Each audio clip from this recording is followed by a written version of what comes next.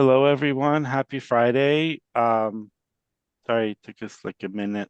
I'm going to show a little video and then Marco's going to introduce Miss Anthony. And Patty, I don't know anything about you, so you get to introduce yourself. Okay.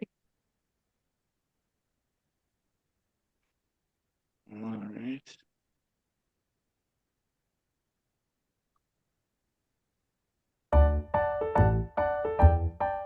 Hello everyone and welcome to today's session. We are Premedical, a student-led organization established in the fall of 2021. Our goal as an organization was to create an online community for pre-medical students at community colleges and universities with the hope of guiding the next generation of diverse and inclusive physicians. And while we advertise our organization as being for community college students, our events are open to anyone. We realize that finding guidance and mentorship in a pre-med journey can be especially challenging for first-generation pre-med students, people that lack the financial resources, or just those that do not know people in the medical field. One of the best parts about our events is that they're virtual, so you can do it from the comfort of your own home. We typically have events on Fridays from 5 p.m. to 6 p.m. PST, and on Saturdays from 10 a.m. to 11:30 a.m. PST. If you aren't able to attend the event, all our sessions are uploaded on our YouTube channel.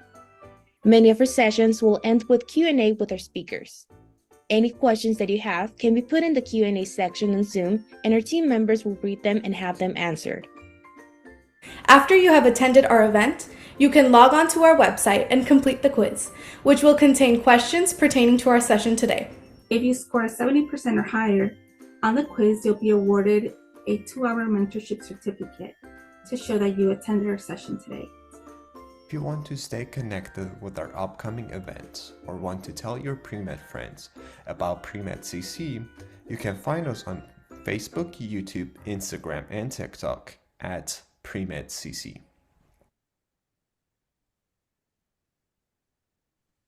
Hi everyone. For introduction, Marcella Anthony has a 20-year career in undergraduate student development from engineering student services and new student and family programs, including orientation, recruitment, and pre-admission counseling. Her 13-year tenure at Stanford Medicine includes creating the Leadership Education for Aspiring Physicians program, managing summer programs for undergraduate students, and 6 years chairing an MD admissions subcommittee. Marcella's own experience as a student of the Philadelphia Community College has strengthened her commitment to helping students from socially disadvantaged backgrounds. Her career fostering entry into STEM professions is built on justice, equity, diversity, and inclusion. As a doctoral student, Marcella is exploring the social cultural experiences of Black mothers who care for young adults living with serious mental illness. Thank you so much, Marco. And I'll turn it over to Patty Moreno, who will introduce herself as well. Yeah, so hey everyone, my name is Patty, and I'm excited to be here with all of you. A little bit more about me. I am a proud daughter of Mexican immigrants, and I represent my parents, Angel and Maria. I grew up in Stockton, California, which is located in the Central Valley. And my educational journey started at San Joaquin Delta College, where I studied biology. And then later I transferred to UC Davis and graduated with a degree in global disease biology, and that was in 2022. I'm the first in my family to go to college. Long term, I want to become a physician and contribute to the addiction medicine community. And I'm currently working as a patient navigator with the addiction care team at UCSF at General Hospital. And this role, along with many other experiences I gained, will help me reach my goal of becoming an addiction specialist and help me give back to my community through healing, advocacy, and trust. Awesome. Thanks so much, Patty. So we're going to switch up the order of our presentation a little bit. Patty has a previous engagement, but is deeply committed to this work, has her own story to share as a community college student, has her own story to share as a participant in multiple Stanford ODME programs. We want to honor her time. So I'm actually going to go through just a couple slides and then turn it over to Patty so she has the time she needs to, one second here.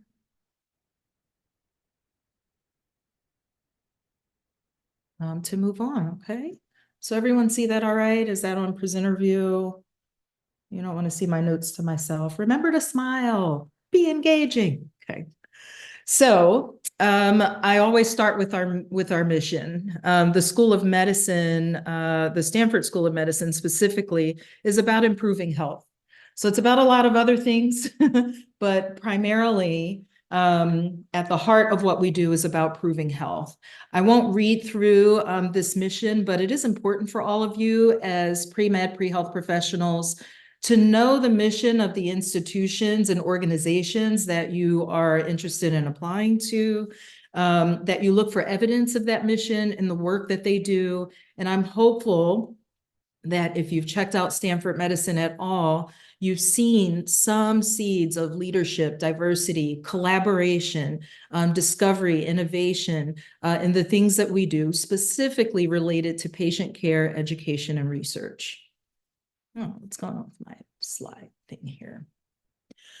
So my office is actually embedded in the Stanford School of Medicine, and we call it ODME for short. It's the Office of Diversity in Medical Education. For those of you who maybe have been around a little longer, you might recall there being a Center of Excellence in Diversity in Medical Education.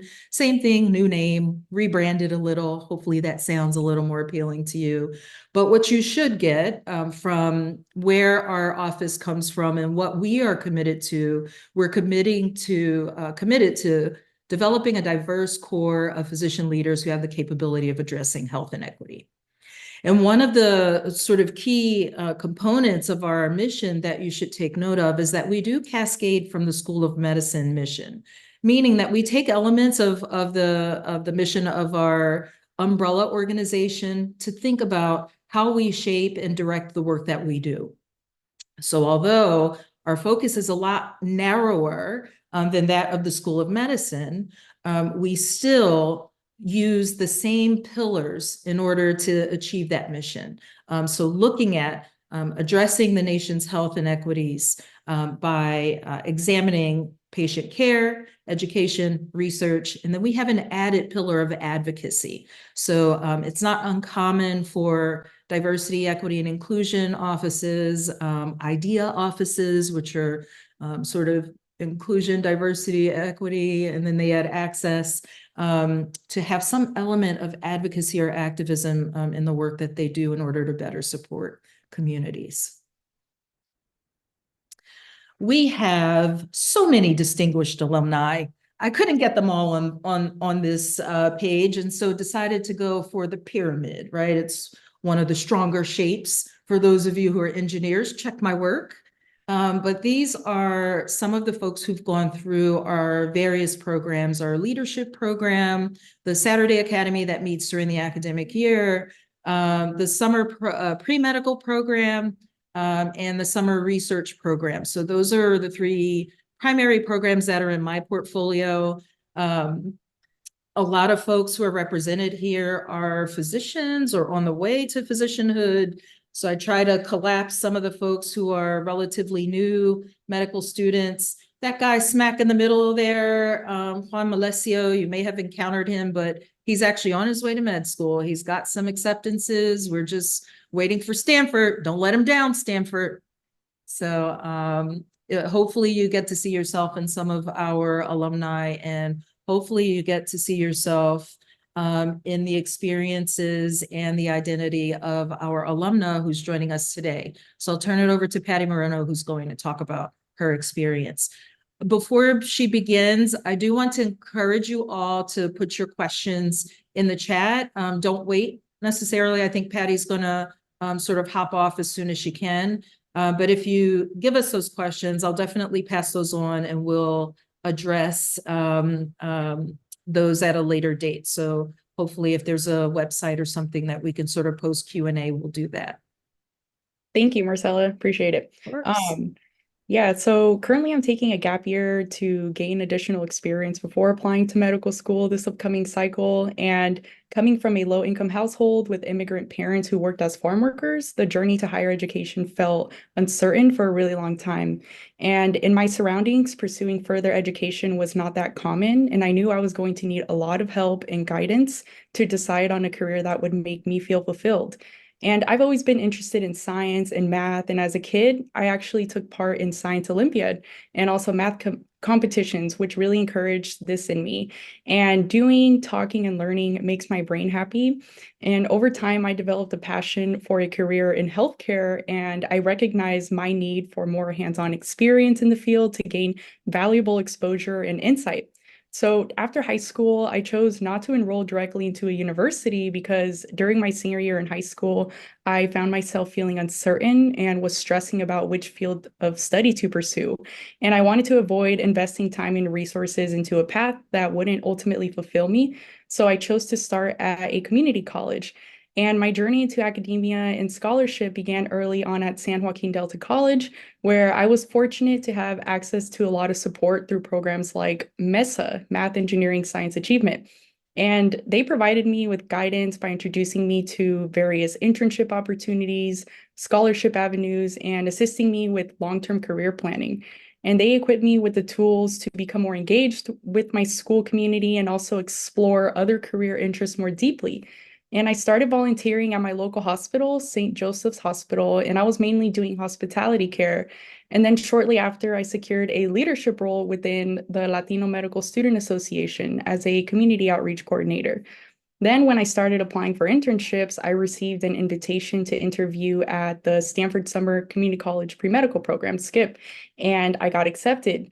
And this was my first big internship opportunity that was centered in medicine. So during the SCIP program, I took an intro to research methods class and I wrote my first literature review on cognitive behavioral therapy for substance use. And this experience, coupled with defending formal citations in front of medical staff, it was so important in boosting my confidence and also paving the way for opportunities in academia and healthcare. And although it was my first time facing such a challenge in balancing the workload and the prestige of the institution brought a certain level of intimidation, I knew I was in a good place to learn and grow. As I steadily gained confidence and navigated through the mental and emotional challenges, it became very evident to me that the field of medicine greatly benefits from individuals like us who bring invaluable life perspectives and experiences that extend beyond the classroom. And coming from a hardworking family with limited resources and various needs, I've inherited the invaluable qualities of perseverance and determination.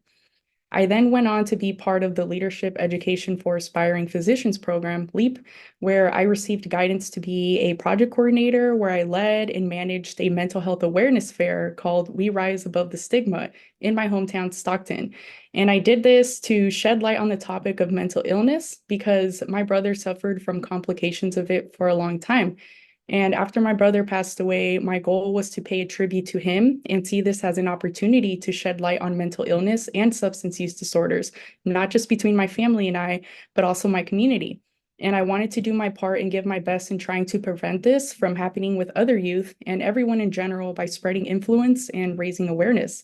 This really reinforced my commitment to equity and justice and my desire to serve historically disadvantaged communities, and also my desire to do culturally helpful trauma passionate care. And scholarship to me, it extends beyond academic achievements. It involves integrating knowledge with social change and starting movements in areas one is passionate about. And engaging in activism through my mental health awareness project empowered me and connected me with my community's needs. And I cannot thank Stanford Medical School enough for being one of the first to believe in me and helping me plant a seed early on in my academic career. They showed me the way to have a university education and career in healthcare. And once I got to Davis, I joined a psychology lab where my team and I looked at shyness development in Mexican origin youth. And this was the first lab that I joined at university level. It was actually during the pandemic. And eventually we got our literature review paper published, which was super exciting. And I was there for a year due to grant funding. So I went on to look for other things. And I joined this club called Morning Sign Out Club, where I wrote articles on things that I'm passionate about, like the school to prison pipeline, alcohol use disorders, and healthcare challenges with Mexican immigrants. And those also got published on their website. So I started transferring the skills I learned and gained while at community college and started to see the fruit of my labor flourish. And I definitely felt very excited for other opportunities this would lead me to. And I remained curious and eventually ended up trying out clinical research in the emergency department at Davis. And I also did wet lab research. I focused on senescent extracellular vesicle cells in adult human donors, and I familiarized myself very well with the intricate medical system. And I continued to put myself out there and also participated in other internships with like Health Career Connections, HCC, also UCLA Prep, and I joined a student-run clinic. So shout out to Knights Landing One Health Center. And because we're on the topic of extracurriculars and meaningful experiences, I also want to introduce an exciting opportunity for you all to get involved with, Just Health, which is a web publication platform dedicated to addressing health-related topics and disparities. So we are currently recruiting editors and will be calling for submissions in the spring/summertime. I invite you all to take a moment to explore our most recent publication for inspiration. I'm confident that you'll be inspired to transform complex scientific and medical concepts, also other concepts, into engagement content that is accessible to the public. And later there will be another slide that Marcella will go over. It's going to have a QR code. And I encourage you all to get connected with us if you're interested in becoming involved as an editor or as an author. And now shifting gears to discuss what I'm doing now. I continue to apply what I learned from the valuable experiences and scholarship I've earned through these experiences working as a patient navigator with the addiction care team, where I talk to patients every day with empathy about their history and relationship with substances and their goals surrounding these substances and meeting them where they are. I advocate for patients to enter residential addiction treatment programs. I assist with addiction clinic linkage. And I work in a multidisciplinary team where I get to see what addiction doctors, nurses, even social workers do and how they practice medicine and go about patient care. I do a lot of teachings around harm reduction and overdose prevention education and working towards integrating more person-centered care in modern medicine. And for many of us, we're used to seeing diseases through a scientific or medical lens, but it's also very valuable to understand that it's much more complicated and can exist across all levels like spiritual, humanistic, cultural, social, and more. And I want to see my community work together to pave the way for recovery and justice towards equity. And I can't wait to see how you all will contribute positively to our society. And as I continue my journey in medicine, I carry these lessons with me, knowing they'll strengthen me in the face of adversity. And I encourage you all to embrace discomfort, seek guidance, value resilience, engage in leadership roles, and cherish community support. And scholarship plays a vital role in professional growth and career planning, yet I see it as just one piece of the larger puzzle that shapes your holistic experience in the legacy and lasting impact you aim to create. Thank you all for being here, and I'm excited for you all to continue learning from this presentation and to hear out Marcella and her wisdom and great advice that she has for you all. So thanks. Thanks so much, Patty. Now, what I would like to do is just encourage you all to dump your questions in the chat as soon as you can. So hopefully we can get to those while I'm shifting gears for the second part of the presentation, okay? I do see two questions, so Patty, if you want to take a look at those, and I will circle back to any questions that you cannot answer. All right. And what happened here? I've got a gazillion windows open, so I'm trying to be.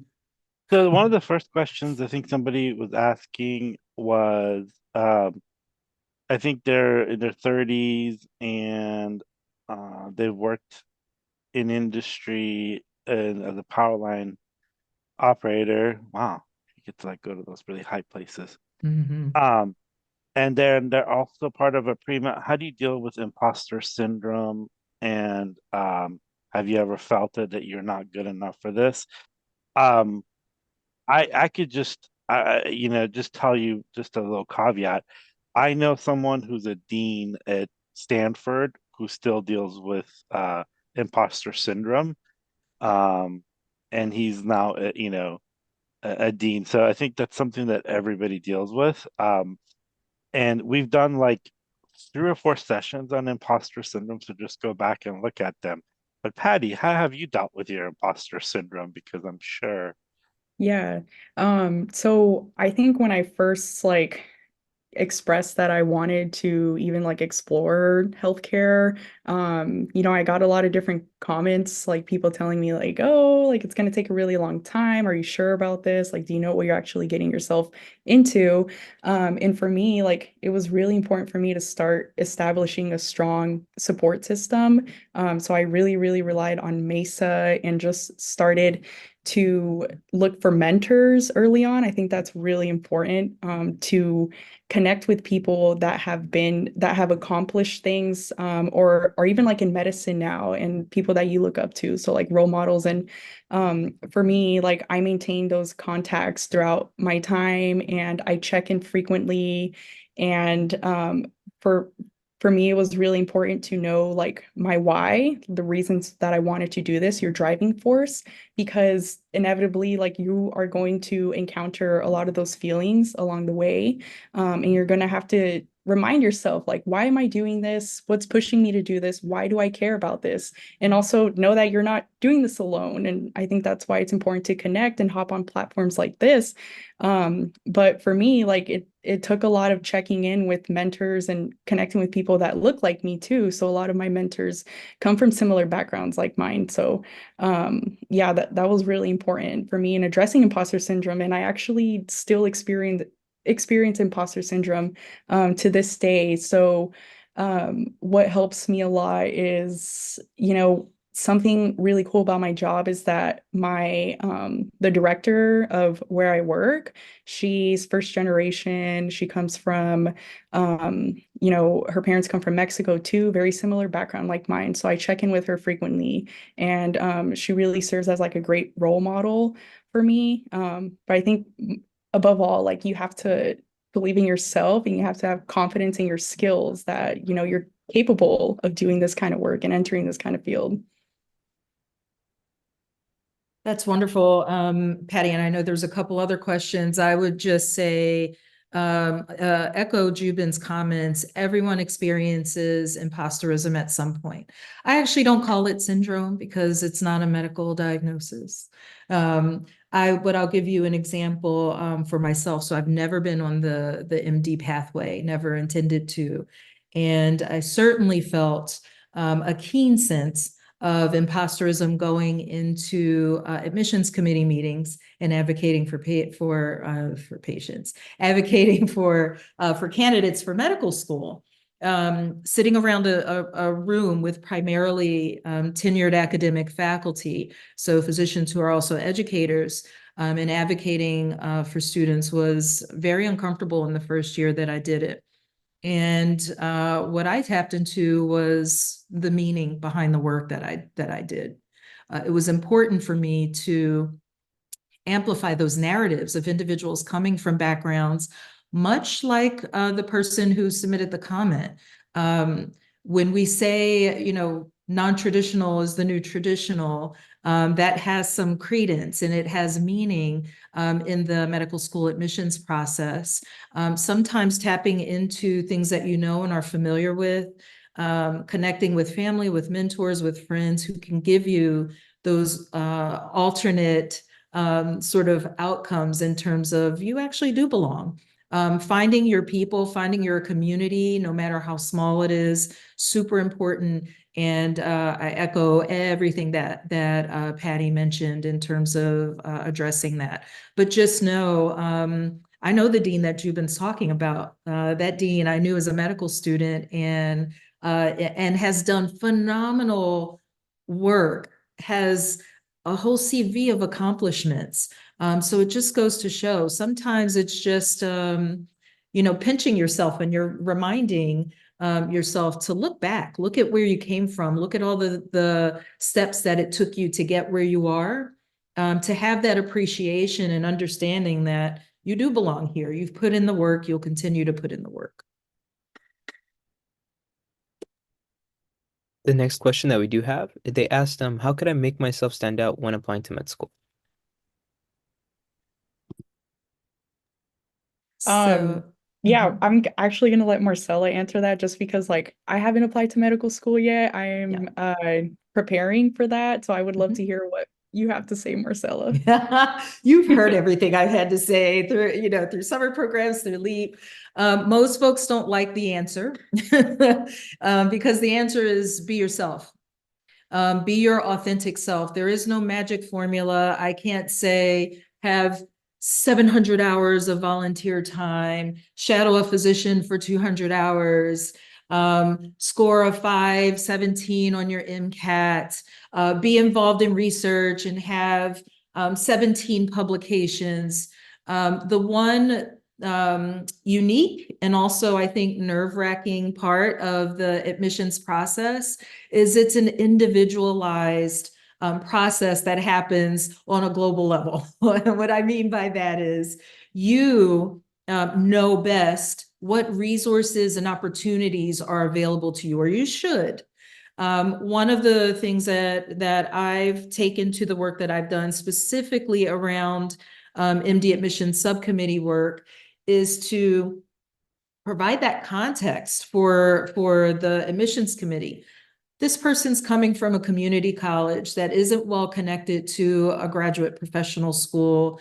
I know for certain that there are not a lot of research opportunities. However, look at all the experiences that they've been able to amass. That is what we call distance traveled, and it's a component of the holistic review process called experiences, attributes, and metrics. And man, I'm going to kick myself because I don't think I put it in these slides. I wonder if I put it in for last year. But hopefully someone, actually Dr. Gibbs presented to Pre-Med CC. I am sure that she projected the experiences, attributes, and metrics for all of you. Take advantage of opportunities, even if they seem quite disparate from your interests. Sometimes it's really difficult to match up your co-curricular work, research experiences to the things that you care deeply about. It doesn't mean, though, that you're not going to get lessons learned from those experiences that you can apply to the things that you care about. And that's really what it comes down to when you're constructing your medical school admissions portfolio. You want to be able to talk about the insights, about things that you've learned, about the development, personal, professional, or otherwise, that you were able to amass from those experiences that you've had.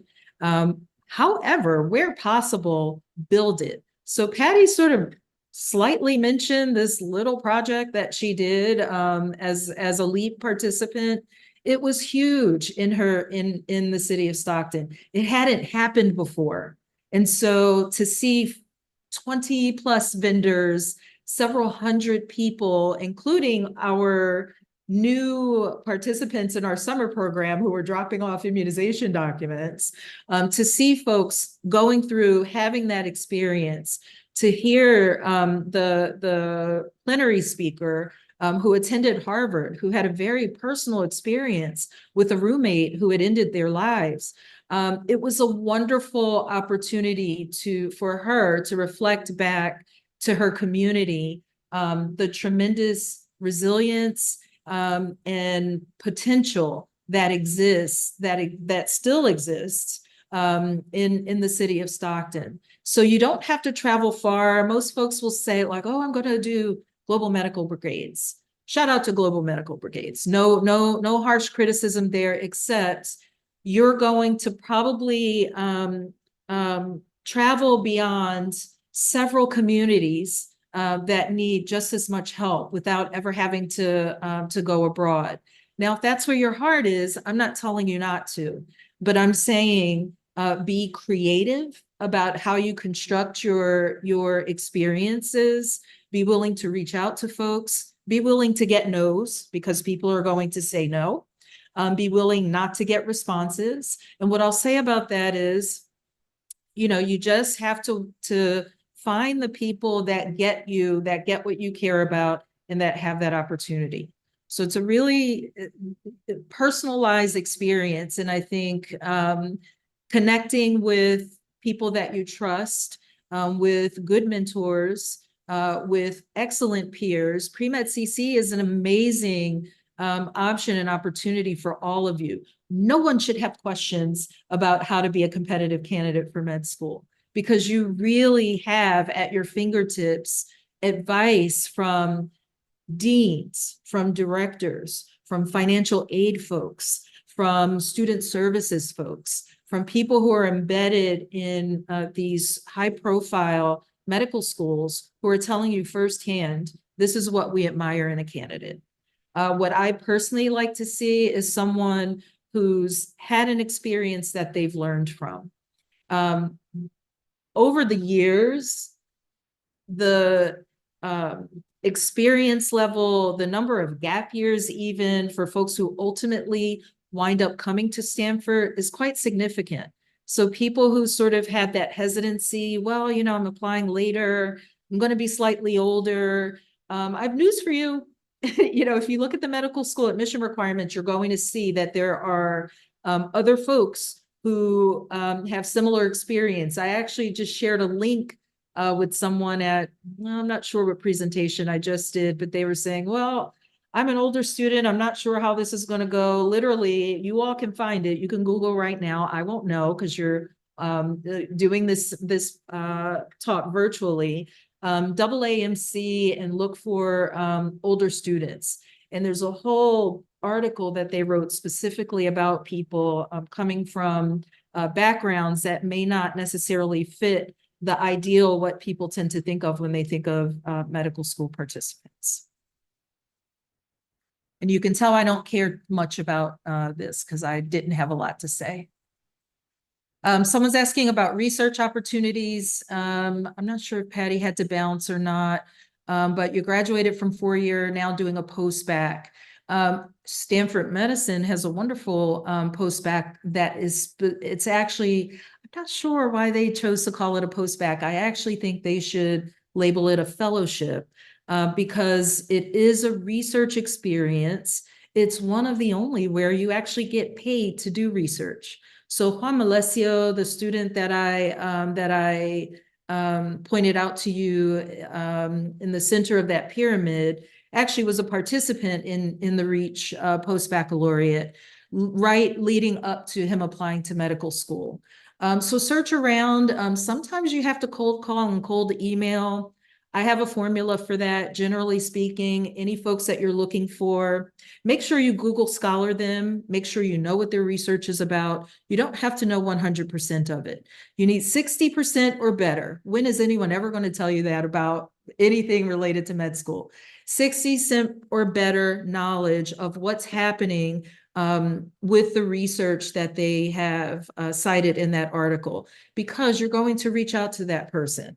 You're going to ask for about 20 to 30 minutes to conduct an informational interview. You're going to ask about that scholarly article that they authored about their work. And then you're going to let them know about you. 60 seconds, not anything super huge, but why you're interested in their research.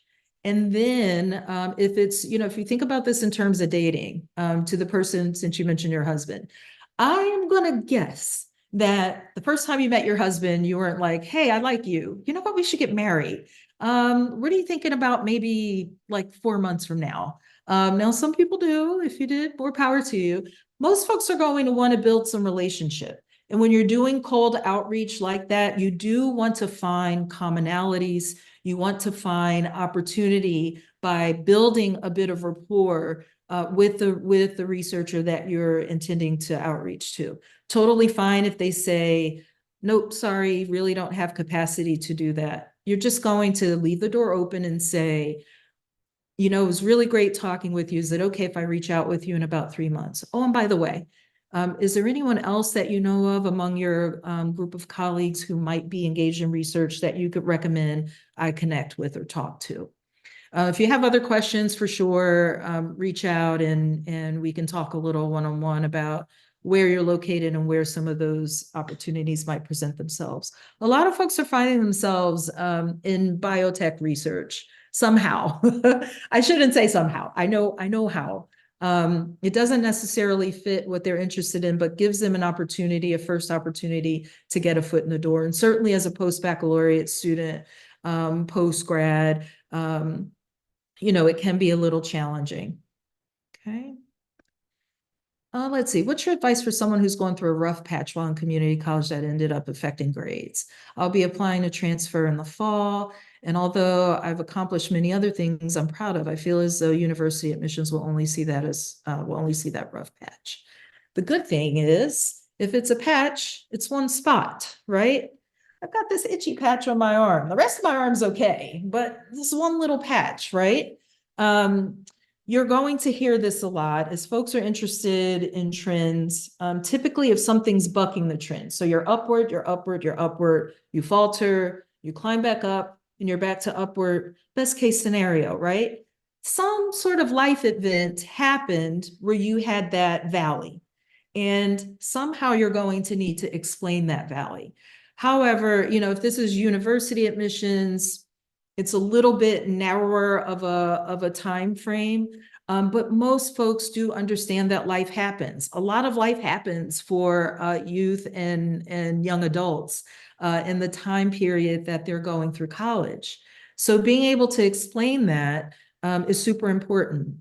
If there isn't capacity in your essays, and this is equally true for medical school, when I'm authoring letters of recommendation for folks that I've worked really closely with over a period of time, I will take the opportunity and say, hey, do not put this in your personal statement. I will take the responsibility of putting it in my letter so you don't use up your precious real estate to write about yourself and why you're a good fit for the medical school. I will fill in the blanks and I will talk about that rough patch, that incident, that life event that affected your performance. So think about that, okay? For those of you who are in community college, I also recommend, first time community college, even those of you who might be doing sort of DIY post-bac, it is a really good idea to reach out to your medical schools early. It's never too soon to reach out. We just had our SUMA conference, for example. And part of the reason I encourage you to do that is you're on your own timeline. You don't want to be on the availability of a med school admissions officer's timeline because they're busy. They're recruiting when they're not recruiting, they're reading when they're not reading, they're recruiting when they're not recruiting, they're reading.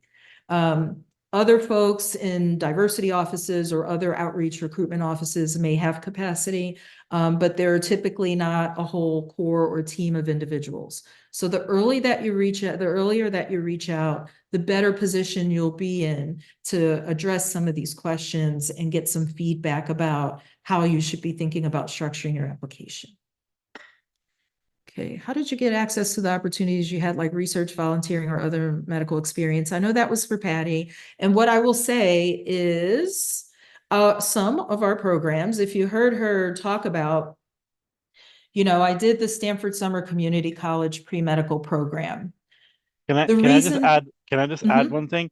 Yes. The entire purpose, Miss Anthony, is for you to know about these programs and apply for them. Nobody, 100% of the people that don't apply are not going to get in. We've done a lot of programming this last 7-8 months. Just go back and look. We had NIH, we post also. All of these programs are free to apply and you get paid. We've had, I would probably say we've done, I think, 6 or 7 programs on summer programs. These summer programs want you to apply, and that's the entire reason Miss Anthony is here. It's not because, she owes me money or anything. She wants you to apply to these program. Yes. And that's where you're going to get those opportunities. Last couple of years we've started this, we get emails saying, oh, it's summer coming up and I want to do research, but all the applications are closed. So a lot of them have closed already. And so, but I know that yours is still open. So we are still open. So you're going to get these opportunities by applying. If you are not close to these places, these programs will put you up. Some of them will even help for your travel. and also give you a stipend to be there. So these are the opportunities that are open. Now, some of them have little restrictions here and there, but there's plenty of them. And we've had the NIH person, the director of the NIH training program has come and spoken. We've had RU Finder who's come and talked about that. There's all of these various programs that have done that. And you could go back and watch all of them, and everything is posted, including their PowerPoints.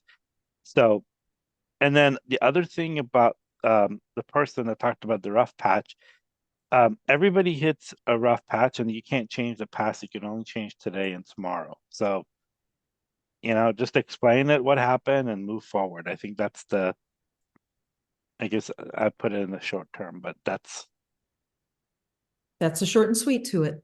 And so, yes, exactly what Jubin said, which is why I advanced to this slide. These are your opportunities. Typically, you need one. When you have one, that's your foundation. That's how you scaffold, and that gets you your next. Oftentimes, we hear the catch-22, in order to get research, you have to have research. In order to have research, you have to get research. We're taking the guesswork out of how do I get research so I can have research by creating a first point of entry research opportunity for community college students. So that's one way specifically. Now, if you're in post-bac status, it's a little bit different. We do have sort of a hierarchy of priorities in terms of which applicant groups we prioritize first. But it doesn't mean that we don't review every application, and every application is read and considered for these opportunities.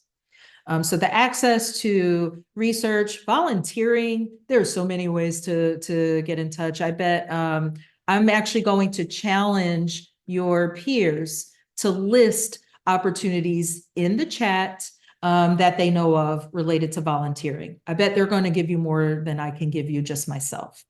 Other medical experiences, a lot of folks are sort of wedded to the idea of hospitals, which is great if you're embedded in a program like SCIP, because we will create opportunity for you to rotate either in our express care clinic or through the Kaiser system.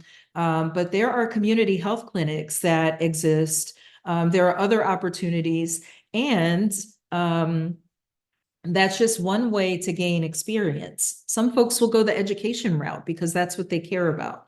Try and match the things that you're interested in to your development plan, so it's authentic.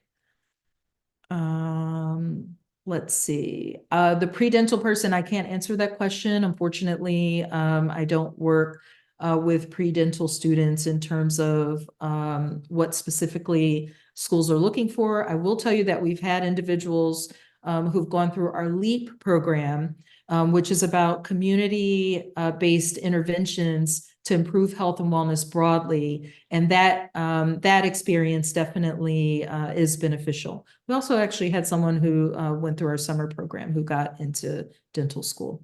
Jubin, you want to add anything about that? We had the deans of admission from UCLA, UCSF, UOP, and USC all speak. So just go back and look at all of their talks and what they talked about. I think research is research, and I think they do a lot of, dentistry does research significantly less than medicine, but they do a lot of research as well. Oral health is a huge issue that if you don't have oral health, you don't have health. And so there's a lot of programs. Yep.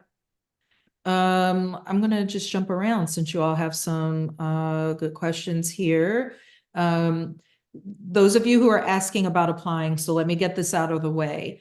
Our published deadline is March 1st. Don't freak out.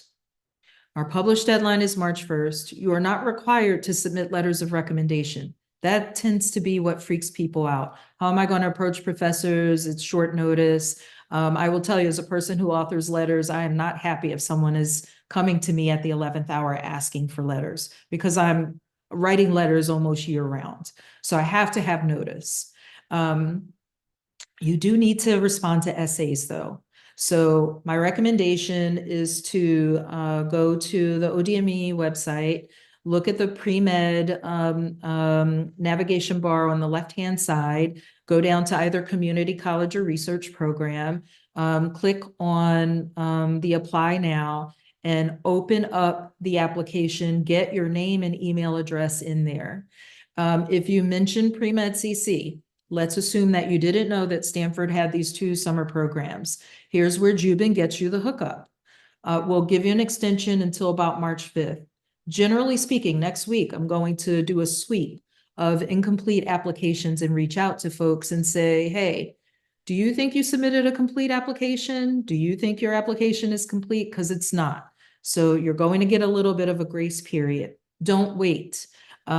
We want you to talk about your experiences with health disparities, health inequity. We want to have some sense that you're connected to wanting to make a difference in that realm because that's a goal of our office. Remember when I shared the mission with all of you?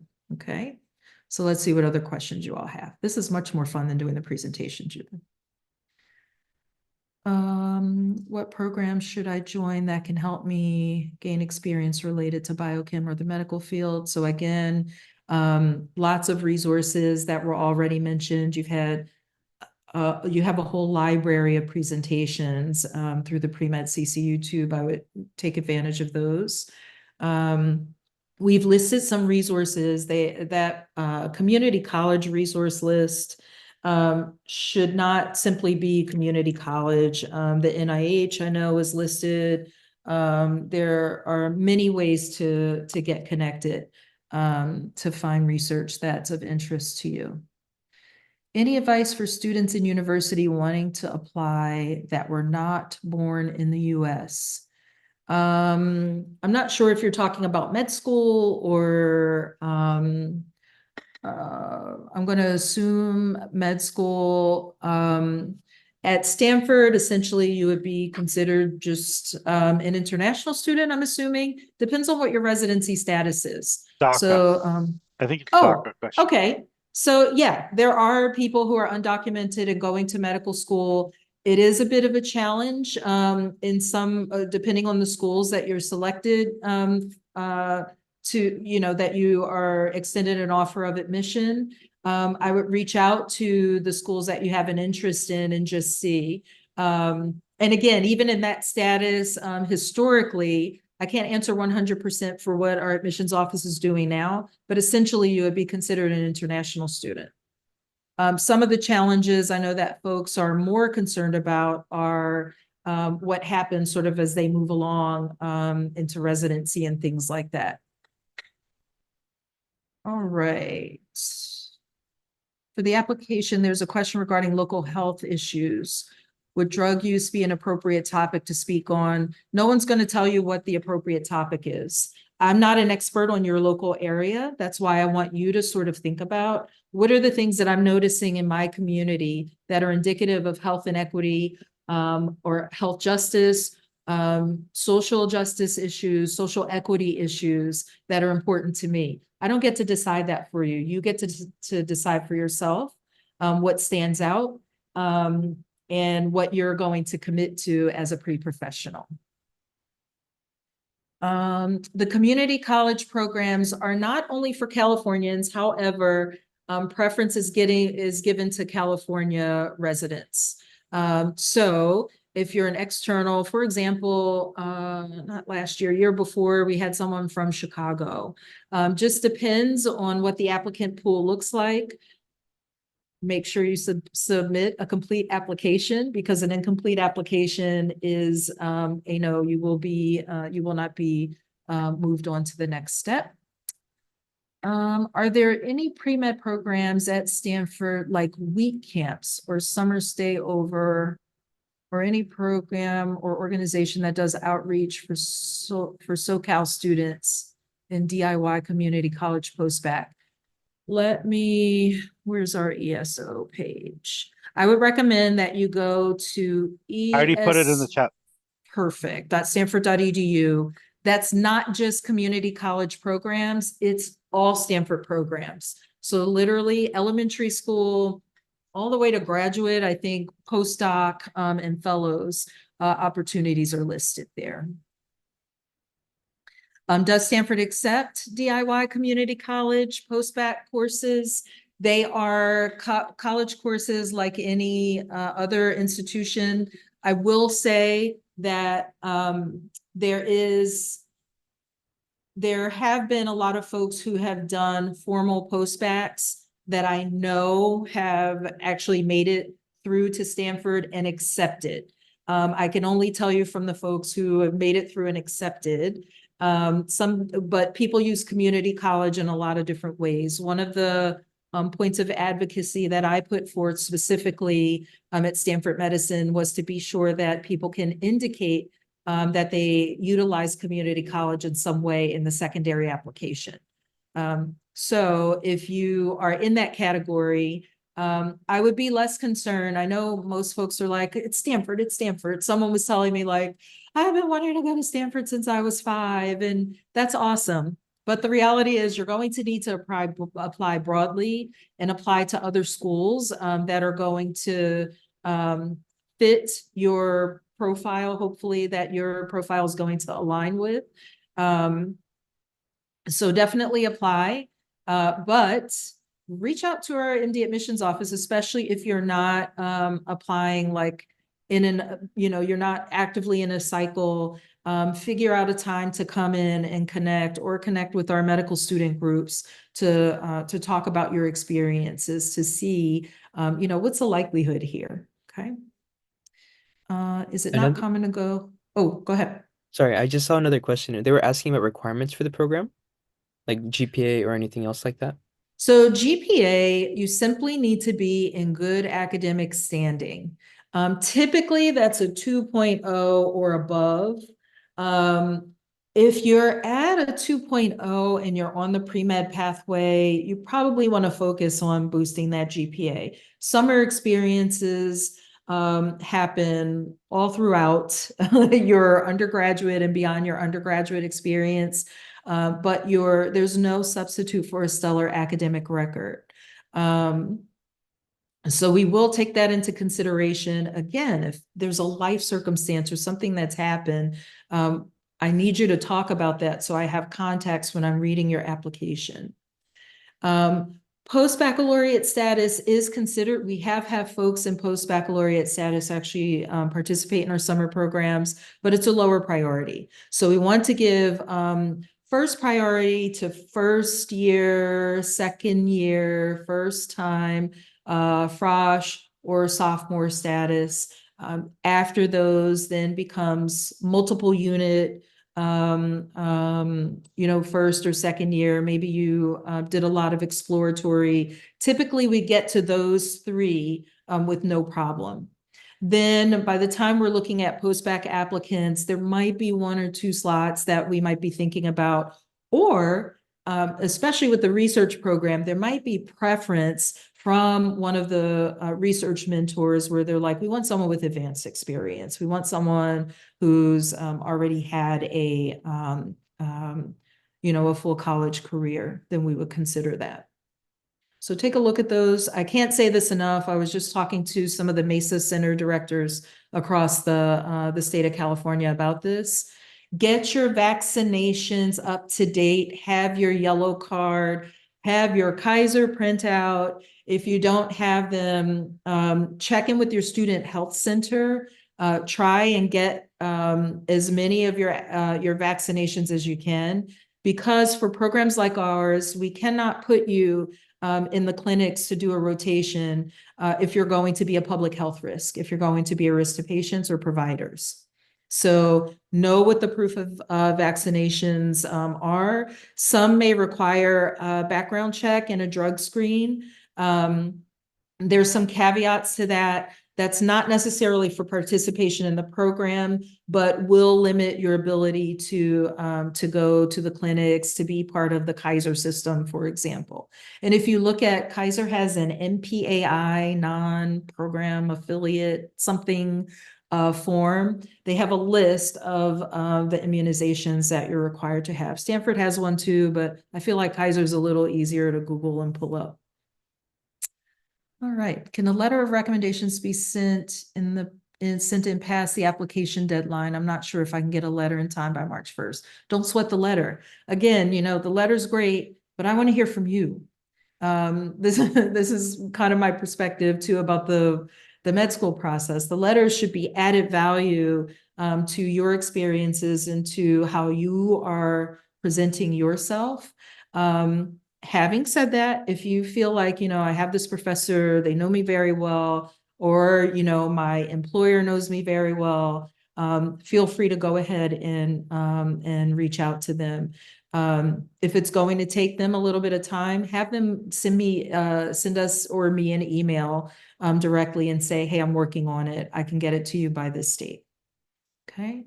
Acceptance rate for the pre-med program varies from year to year, varies based on the number of applications. Can I give him the statistics? Yeah. 100% of people that don't apply don't get in. So I actually was typing that. So stop trying to oh my gosh, what's the percentage? I'm not. It's like if you don't apply, you're not going to get in. So that's what I tell people who are interested in transferring. Yeah. For folks who want to transfer to Stanford, Stanford's not a transfer school. We're not built that way. But who cares? No, I think they were asking about the summer program. No, but I'm using that as an example because that's what I get out in the field a lot. And my point is, who cares? If it's 2%, be part of that 2% by getting your application in. So it doesn't, don't discount yourself and give yourself a lot of anxiety about the wrong thing. Okay. Because Miss Anthony could tell you that, the admission rate, I don't know, it's 60% or whatever last year, but maybe this year, a lot of people have heard about it and that's going to drop down to 50% or 40%, or not a lot of people are going to apply this year. So you don't know. You can't gain, you don't have this crystal ball.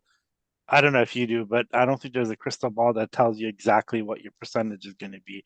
And if anybody tells you that, they're lying to you. So I would say apply, apply. That's right. Yeah.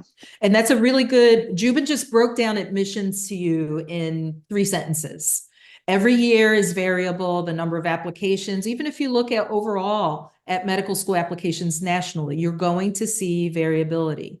Okay. All right. I have a question.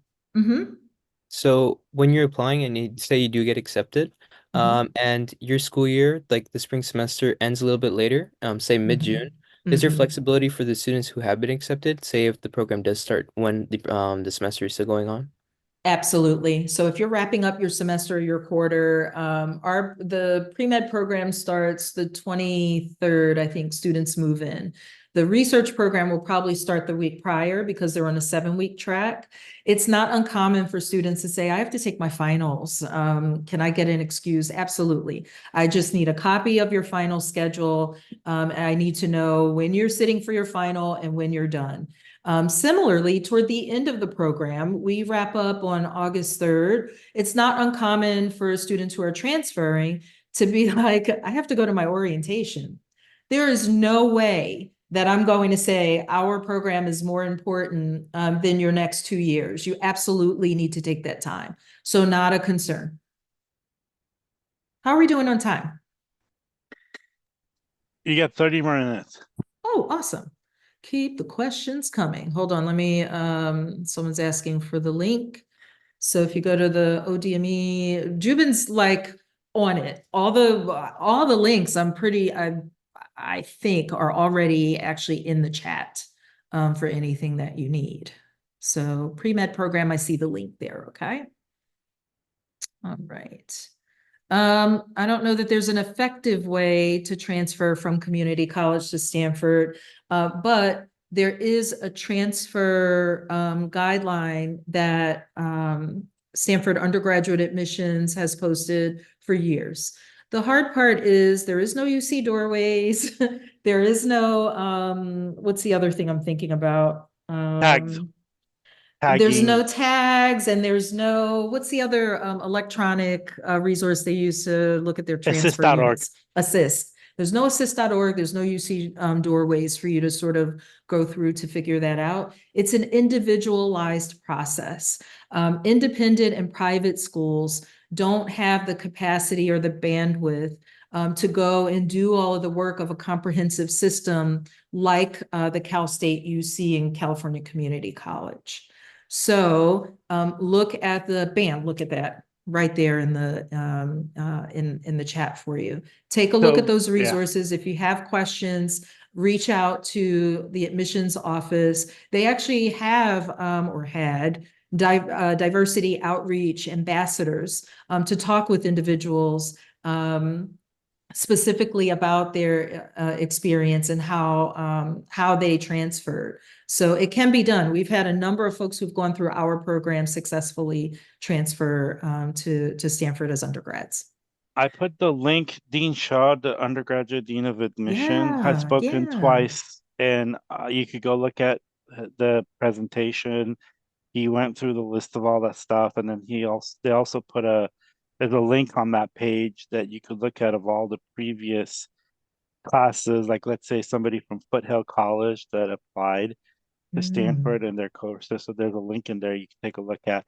Not all schools, because there's something like 5,000 community colleges, and they don't have it for everyone, but just take a look at it. So they go through all that. And like I said, he spoke twice last year.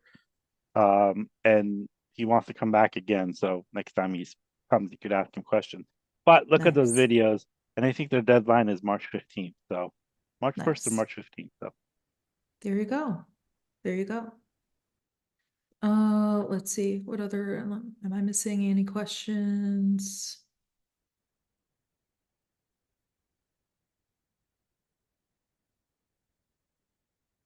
Someone's asking about first year in college. I'm in community college right now. I know many schools and companies look at applicants' resume and cover letter, but being a freshman student, I don't have much academic related experience yet. How can I be more competitive among applicants? Well, we don't require a CV for our summer programs. We don't require a cover letter. We require essays. So look for programs that are if they're focusing on community college specifically, there has to be some understanding that by this time of year, you may only have maybe your fall coursework, your fall transcripts to share with community colleges, with the programs that you're applying to. So look for programs that are understanding of that. Okay, let's see. Would it be a big detriment to my med school app if most of my med prereqs were taken at community college? No one's going to tell you that they're not, that it's not a big detriment, but you're going to take other classes. Don't be so hyper-focused on your community college experience. Medical schools are going to look at your entire academic portfolio, So it's not just sort of like, I'm taking my prereqs, I'm done. First of all, some schools Stanford hasn't had prereqs now for, I don't know, 7 years. You're going to have to, I think the thing that's most important is that you start developing a list of schools that you think are aligned with how you see yourself developing as a medical student. Create an Excel spreadsheet, make a list of not just the prereqs, not just the required coursework, but the recommended coursework. If schools are recommending that you take a class, take the class. If you look at the overall admission rates for med school year over year, it is still a very competitive process. So in order to put yourself in the best position, be sure that you know for the schools that you're targeting what they expect from you. The other thing is, I was going to say, you guys are asking the community college questions. Like, we've had almost, I think, 34 or 37 deans of admission from medical schools that have come and spoke here. Dr. Gibbs, like, she's a busy woman, and she's come in and spoken, I think, 3 times. We've had, I think next month we have a bunch of deans also come. They know they're coming to speak to community college students. They accept them. That's why they come and speak to us. And these are the questions you could directly ask them, or go watch some of their videos that they've actually answered that question. some of you listen to your friends and neighbors and your uncles, friends, brothers, dogs, cousin, and they don't know what they're talking about. And yes, this in the past this was an issue, but today is not. And like I said, there is programs that Miss Anthony is running for this purpose, is they want you to come there. Stanford is not going to spend all this funds to have these programs for giggles, and they want these students. A lot of the state of California has a California Scholars Program. They're spending, I think, $17 million to get community college students into medical school. So they're not going to have all these programs if they didn't want community college students. So stop asking this question. Or actually, you could ask the question. Stop listening to people that are telling you otherwise. Yes, even if it's your doctor, because if He your went to medical doctor, school exactly. when they were taking notes with chisels and If it's not uncommon, there is a certain culture around this. So, when Jubin is telling you all this, here's the thing that you need to be hyper aware of. When the resource exists, we are all going to expect that you're able to find it. So I think pretty early on when Jubin chimed in the first time and I said, yeah, actually, Pre-Med CC, like, you all don't need me to come back. This is reassurance for all of you. You don't need Dr. Gibbs to come back. It's reassurance. And sometimes from year to year, there are small changes in the admissions process that the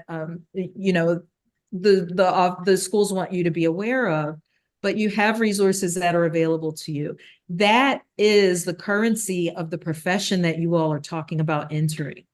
So if you're not a good researcher, if you can't find the answer, what's that going to mean for your patient? You are getting the most credible sources through Pre-Med CC, through all of the folks that are coming and standing in front of you. All the rest is just noise. It's noise and it's distracting, and you have a lot to put together to construct that competitive med school portfolio.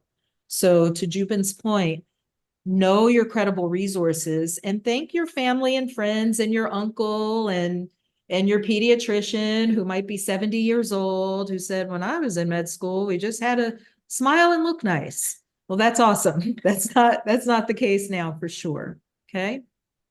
The question, do they pay us housing and traveling expenses? So I'm going to encourage you all to be more explicit with your questions. I'm going to assume that you're talking about the Stanford programs, specifically the ODME programs. Those are the only ones that I can attest to. We do not cover traveling expenses. We do cover housing, and we do put you on a meal plan. So if you're traveling from a distance, you'll have to plan for that. Depending on where you're located, reach out to us, but that's not something that that's not a cost that the program can absorb, okay? What is the essay for what will the essay be about maybe for the pre-med program? You can actually click on the link and see the essays. The one beautiful thing about the new application that we're using is that you can log into your account once you set it up, look at the questions, go back, shut it down, and log in 2 days later and answer the questions. Okay. Let's see. What often ends up being the most difficult part of the med school journey? I think that depends on the person. And you've had medical students. Funnily enough, Jubin was like, I know most of the people in that pyramid. Yeah, and here's why. Because those folks have figured out, hey, here's another resource that I should be tapped into.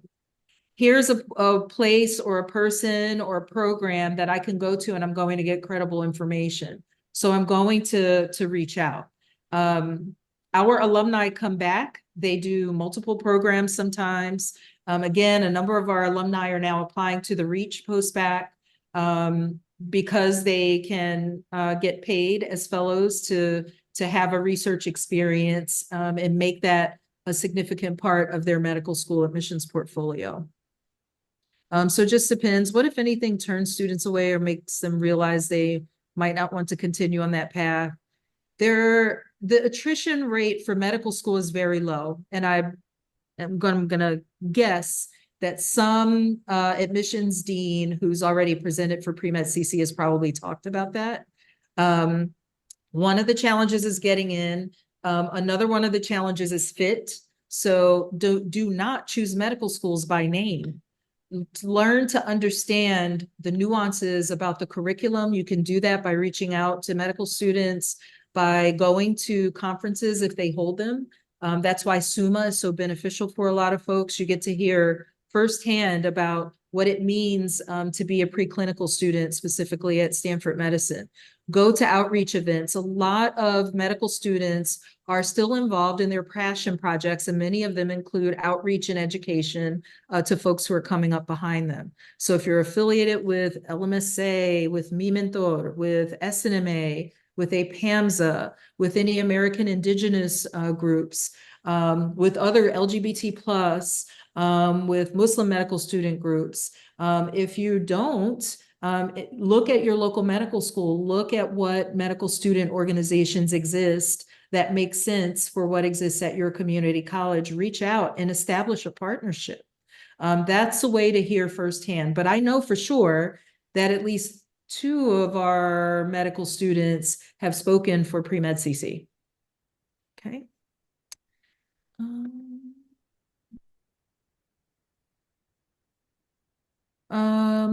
Recommendations for a student who's in his 3rd year of community college and barely found out that he's interested in med school. You keep going. Apply to programs that will take you. Our program, again, is open to individuals who don't necessarily have access. Every single year of our summer program, after March 1st, someone will reach out and say, my transfer center just sent this announcement. Maybe they sent it before, but I'm just seeing it today. Is there any way? We try and be accommodating the first time. This is one program, and this is something that I was sharing with the MESA directors today. Beyond this program, there are very few that are going to say, we're going to give you a little bit of slack and give you an extension so you can get your application in. It's important to me that you have that first experience, even if you're not successful, so you get the critical feedback that you need to succeed the next time. Okay. What other questions?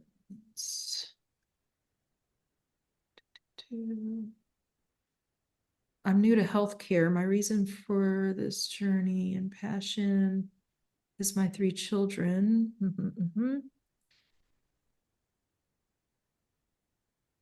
I'm afraid this reason is what they're looking for, but it's the truth. I think it has to be more than that. And again, you know, your medical school portfolio is not just your essays. It's not a contest for who can create the best essay about why they should be in medical school. You have 15 experiences, up to 3 significant experiences that you're going to identify, and 1 most significant experience. It has to make sense. If you're saying that you are interested in addressing the issue of housing insecurity in a specific community, because there's been significant research that shows that the mortality rate for individuals experiencing housing insecurity actually increases, you better be able to demonstrate that you've done some work, that you've explored, that you volunteered, that you've contributed in your small way. No one expects you to be a full-on physician before you get to medical school, but the point of those experiences is to understand your trajectory better. So no matter what you say or cite, no matter what, it's not your job to think about what medical schools are going to want. It's your job to think about how to construct the most authentic application that you can, that's a representation of who you are and who you aspire to be as a physician scientist, or as a health provider in some other way. Okay. Another question, they're asking in the app, what does it mean when you're asking highest level of education attempted? Just that. So, if there's attempted and completed. You could have attempted graduate school. So you could have attempted a master's level degree, but maybe you didn't complete it. So I would say I attempted a Master of Science, but I completed a Bachelor of Science. Does that make sense for the person who asked the question? What we're trying to get at with those questions is what resources do you have available, not just you yourself, but in terms of your family. It's not uncommon. Actually, our financial aid office does something similar when they look at income. People sort of get thrown off when they're like, I'm 27 years old and I've lived on my own for 5 years. Why is financial aid asking? They want to get a sense of what resources you have, even if you're not using them. It's the same principle in terms of education. We're trying to determine the level of need of applicants that we have. Again, these are equity programs. They're designed to help people who wouldn't have the experience otherwise, to give them that first exposure, whether it's to medicine or research, in order to scaffold upon that when they transfer to university, should they go to graduate school, and definitely as they're constructing those co-curricular experiences to prepare to apply to medical school.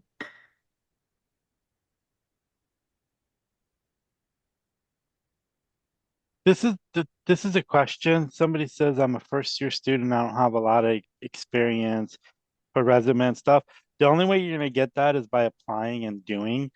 You're not going to get leadership experience by sitting on your couch and playing video games. You're not going to get that experience by saying, oh my God, I don't have experience, so I'm not going to apply to this.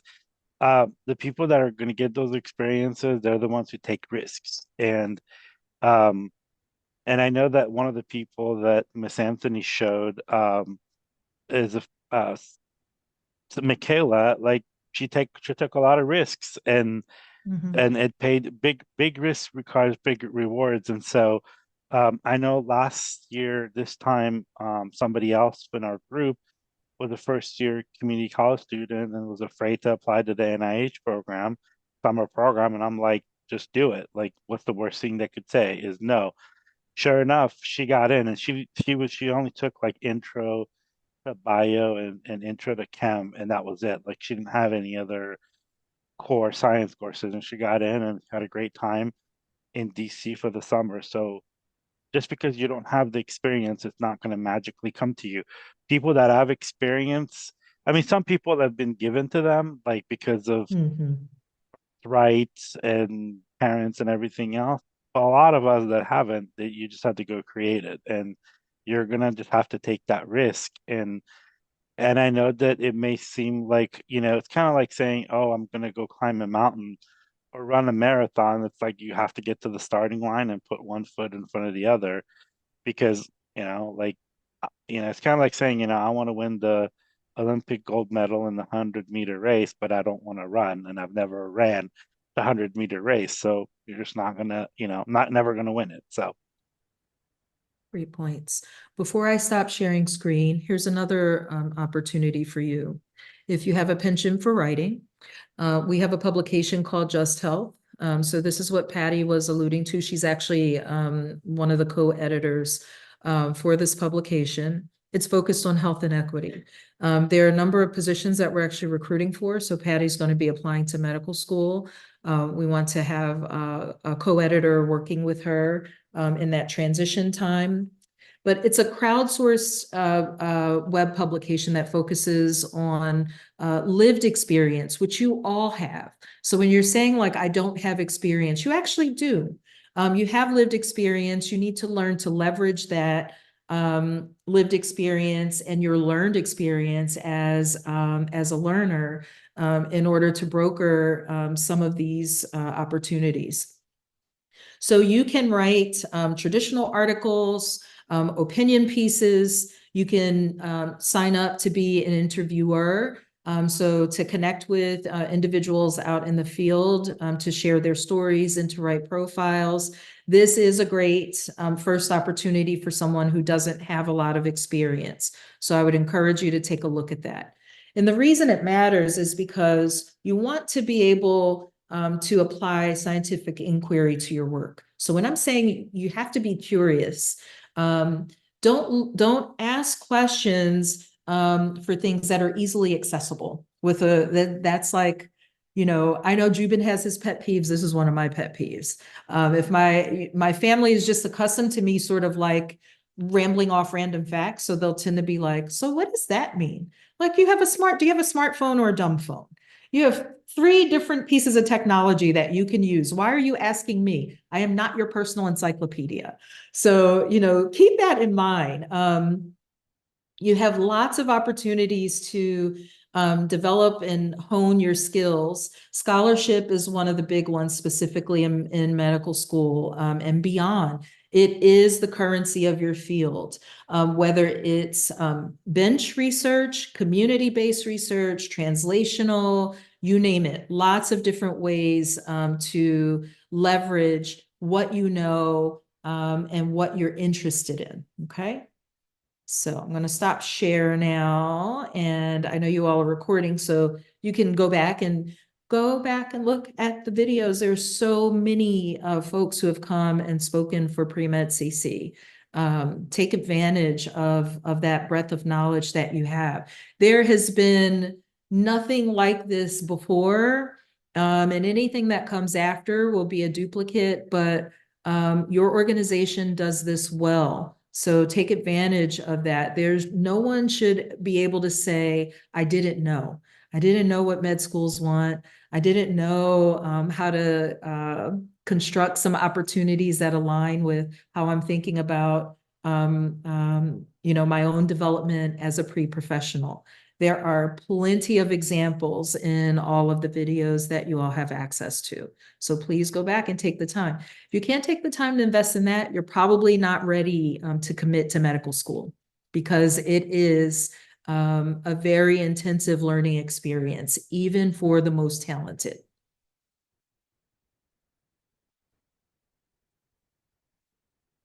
Okay, any other questions? Did I miss anyone?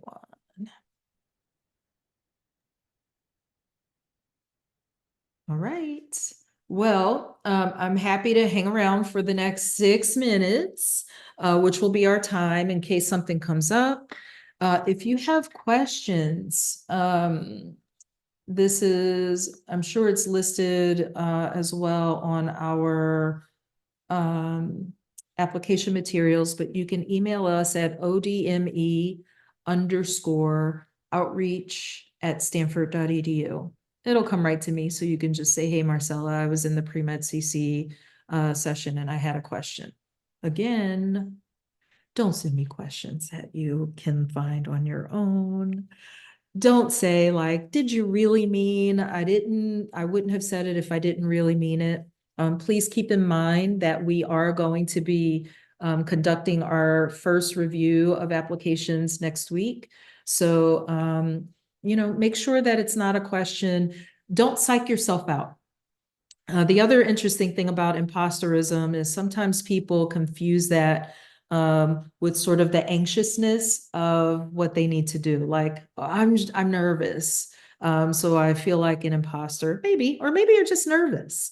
And one of the things I would tell our summer program students, especially like that first week they're selected, because they're like, I can't believe I got in. What do I do? And I'm like, do what we expect you to do. Show up, and show up on time. Because if you don't, you'll have to deal with me. And they're like, I just can't believe, that I got in, and, this is a lot. I'm overwhelmed. And I would say, well, you got big dreams, right? So, if your dreams don't scare you a little bit, they're probably not big enough. So you should have that. That's healthy. It means that you're invested in what you're doing. It means you want to do good work. Lean into that. Patty talked about leaning into discomfort, and that's something that I say a lot. Like, Get comfortable with discomfort, because that is what's necessary in order to transform the lives of people through health and wellness. So this is one thing I'm gonna ask you. What Mhm. if you show up on June 23rd and they tell you, oh, I got a family vacation from July 1st to July 14th, and I got my cousin's wedding, and what would you tell them with that? So I just, would say best of luck if that's the decision you're making, but you've effectively withdrawn from the program. but I want to go on So vacation, and I we all want want to. to go on vacation. When I go on vacation, I'm going on vacation in March because I have a 7-week commitment. And so this is not the first time that you're going to have to make a sacrifice. The other thing that we do, to Jubin's point, is any of your family, if you happen to be selected for either of our programs, they're welcome to come to orientation.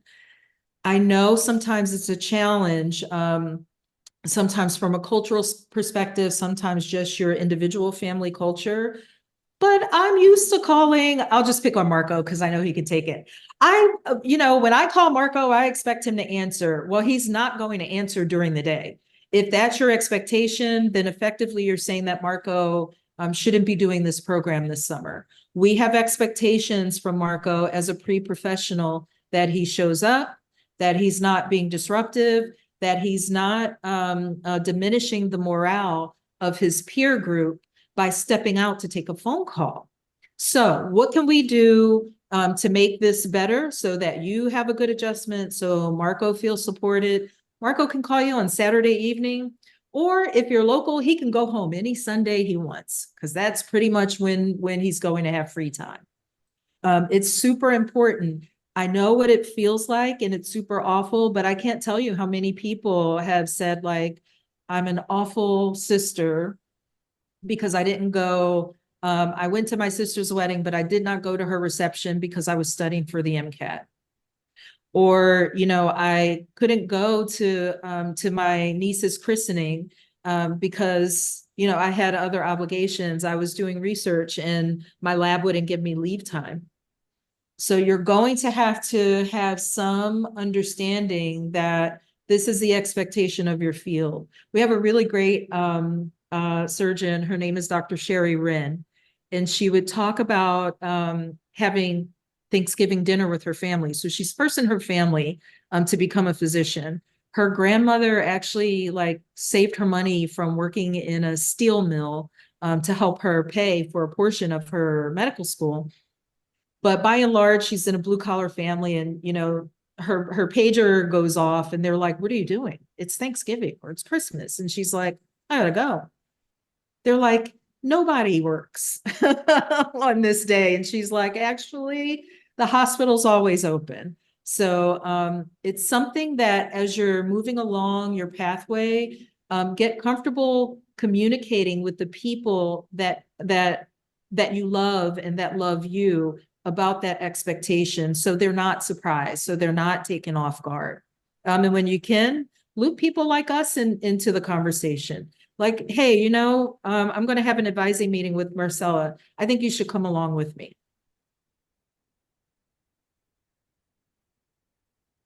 So, yeah, the other thing is, if you're going into healthcare, like I have and not bad news or whatever, but it's just that you're going to have to work holidays, weekends, and nights because your colleagues also want those times off. And so if that's something that is challenging for you, then it is not a 9 to 5 job. Even dermatologists have to take night calls. So, and throughout your training, you do. And so, and that's not fair to the rest of your team. And nobody's going to let you get away with that, basically.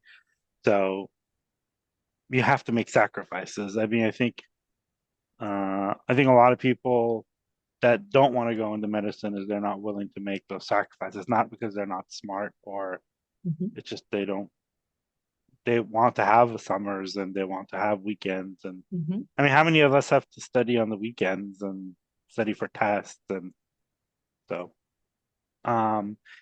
yeah, and I think some people were asking about Can you just go over because there's been multiple questions about funding. I think that's stressful for a lot of people. Yes. So just repeat that so that they are sure. And also Yes. it's posted to put that link up too, but just. Yep. So we do not cover travel expenses. You will be responsible for getting yourself to and from the Stanford campus if you're selected to participate in a program. We do provide housing for folks who are doing the pre-med program. I'm still finagling the budget and trying to extend some resources for the research program as well. Our stipend is generally about $3,000. So, you know, you're not quitting your regular 9 to 5 that you have, or your, 9 to 2, or whatever you do during the academic year, but hopefully it's enough to balance out the commitment that you're making to be 100% present in the program. So does that make sense? Any program related expenses outside of travel are pretty much covered by the program. Now, if you get to Stanford and you decide, and keep in mind that the so-called stipend or scholarship, I call it a scholarship because, the money comes from somewhere. Someone has to pay for you to participate. You don't receive the funds until you've completed the program. If you stop out, if you're like, well, I'm going to go, my sister's getting married and I'm not, or my boyfriend and I decided we're going to have this engagement party at this time, you could actually wind up being held responsible for those funds. Part of the way that we make it so that we provide scholarships is that, we have commitment from folks at the time that we extend the offer. Unfortunately, if someone says in the middle of the program, well, I'm going to go, my sister's backpacking through Europe and I'm going to go with her, I can't recoup the money that I've paid for your housing and for your meal plan. So know that, again, this is about a commitment. It's your first opportunity for many of you to begin developing your professional brand. And medicine is pretty narrow in terms of the network. So beware. And the other thing is you've taken away somebody else's spot. That's right. That's right. Somebody talked about this. Yeah, so we have a lot of doctors that have come and talk about sacrifices that you have to make. I think anything in life requires sacrifices. Right. Obviously, the more established you are in your career, the more money you make and the more rights and privileges you have.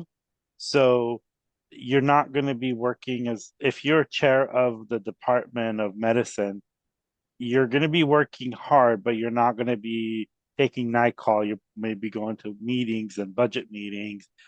And it's the first year resident that takes night call and all of that other stuff. So it shifts. So, everybody works hard. It's just, different things, Different commitments for sure. But, as a medical student, you're at the bottom of the totem pole. As a resident, you're still at the bottom of the totem pole. So it actually takes time for you to build up that equity with your colleagues to be able to leverage those experiences. And, some folks, one question that comes up quite a bit is like, how does a person have a family amidst all this? Creatively and with consultation. Believe it or not, you're probably going to talk to more people than you ever imagined in order to make that happen, to be sure that you are being a good citizen, not just to your colleagues, but also to your patients.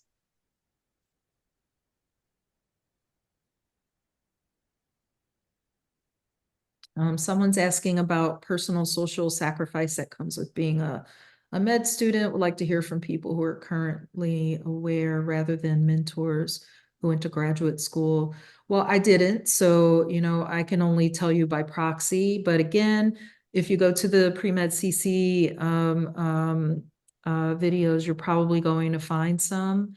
Med school has a fair amount of flexibility, but it ebbs and flows just like it does for you as you're going through kind of your undergrad experience.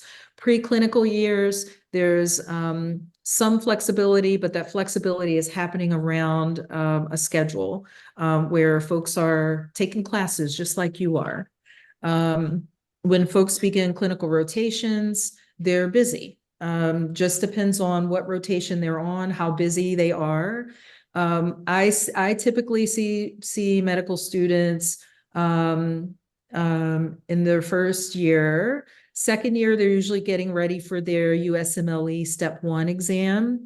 Third year, depending if they're doing third and fourth, they might do a research year or several research years. And I typically get to see them again. And then after that, we don't see them until they're graduating mostly. So, but the way that I interact with them might be very different from, say, my colleague, Mark Gutierrez, because he teaches a leadership course for medical students. When I'm connecting with folks, it's usually about getting them connected to community, or they're doing something with a program, or they're teaching in our program, or someone's asking for a medical student panelist.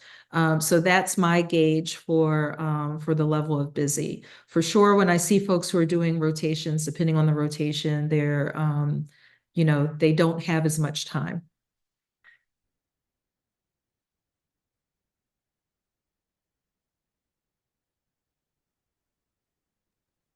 I think somebody also asked about so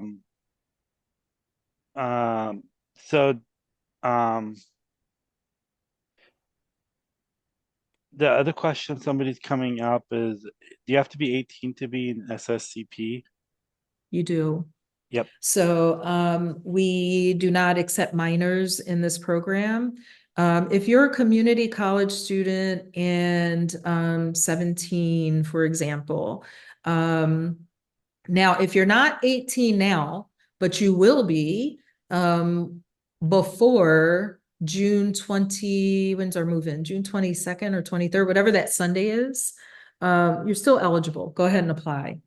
If you're going to be under 18 during any part of the program, though, we're not going to admit you. It's a different set of insurance that's required. It's a different level of liability, and it's also a different level of training for all of our faculty and staff that participate in the program. That's why. But you can look at other programs and opportunities. There's summer side. I should also mention that you all can take classes at Stanford through summer session as well. Most people don't know that. For some individuals, they'll actually provide some aid, so you're not paying, and you'll get units, unlike the summer program. You're sort of having this learning lab experience when you do SCIP or the script program. You're learning how to learn, you're getting exposure to content that maybe you haven't had exposure to before.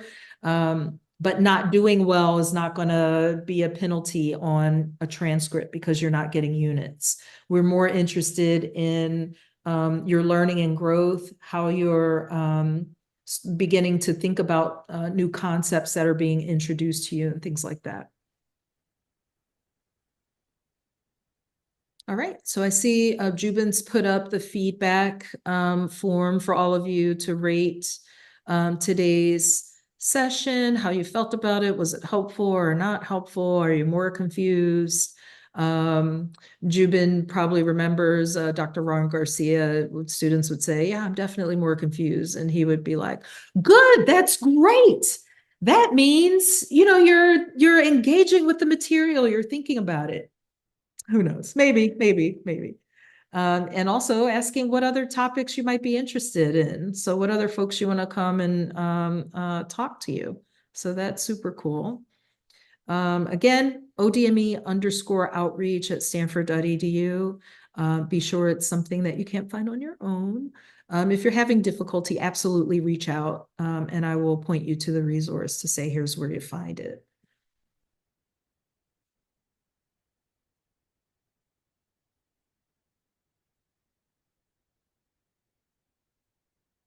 All right, everyone. Well, thank you, Miss Anthony, for making time to come. Always. on a Friday night. On a Friday night at 9:41. Oh, that's right, because you're East Coast time. Mhm. I'm gonna have to like owe you now. Well, I'll be back in the Bay Area. So I'll be back in the Bay Area for the summer.